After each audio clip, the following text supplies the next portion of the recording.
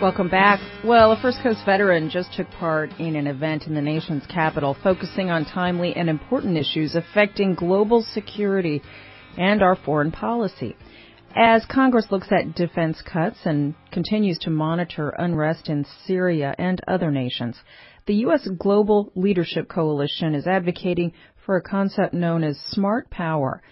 The idea is that global security involves more than just a strong military presence. It's about diplomacy and development as well. Former U.S. Navy officer Leo Cruz, who served as a gunnery officer aboard the USS Rampage in support of Operation Iraqi Freedom, now lives in Central Florida. He is on the line with more about the recent conference in the nation's capital and what it meant. Leo Cruz, thanks for joining us.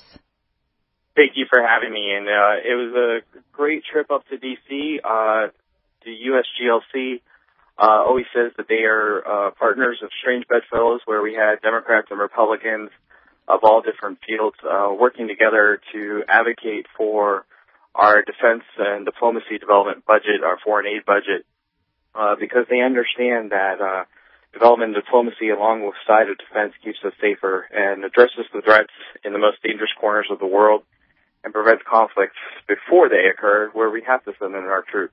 And that's the essence of smart power, that concept. Can you talk a little bit more about what that means and how it's put into effect in countries that we have relationships with, countries that might be seen as a potential threat?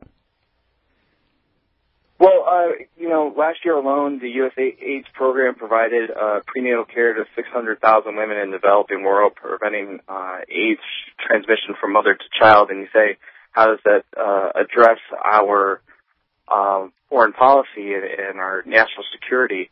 Well, when those children are being aided and those families are being aided by the United States of America, they tend not to have such ill will towards us and understand that the United States is trying to help to make the world a better place.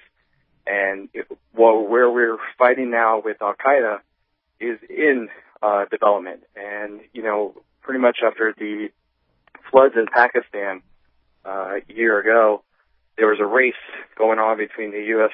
military and the U.S. foreign aid to get relief to those areas, because Al-Qaeda was also trying to do the same thing and relieving those areas, giving humanitarian aid, where they were able to say, see, look, we were there first. We were able to help you out. This is why we need to defeat the United States. So it's a really good anti-recruiting tool for the United States to prevent terrorists from ever joining up and joining those terrorist camps. And as defense cuts are bandied about right now in Washington, how does the concept of smart power affect that conversation? Very little. The problem is most Americans will say that we spend too much on foreign aid. However, they also assume that a quarter of our budget is spent on foreign aid, when it's actually less than 1%.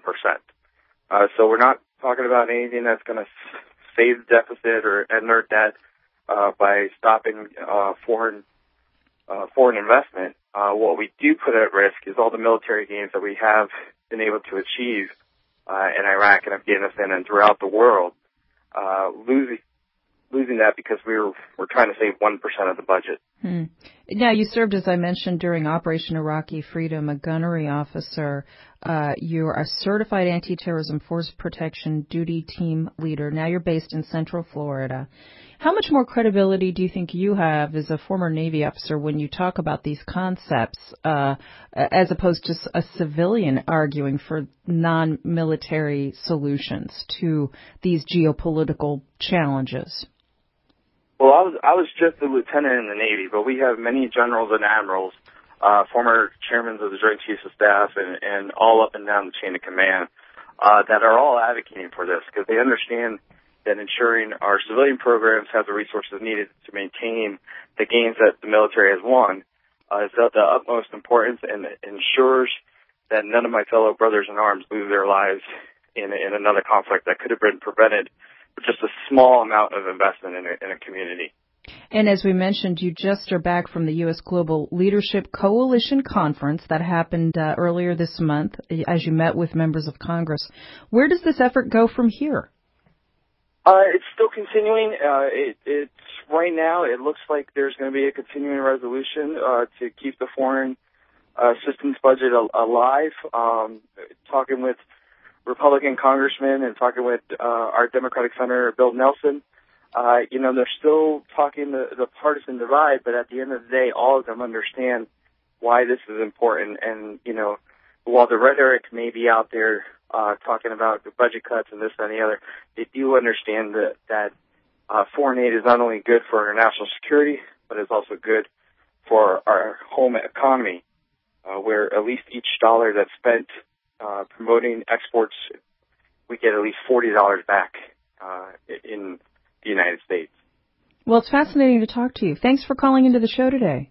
Thank you so much. Leo Cruz is a former U.S. Navy officer. He served in support of Operation Iraqi Freedom. He's part of the U.S. Global Leadership Coalition and joined us from Central Florida, where he's now based.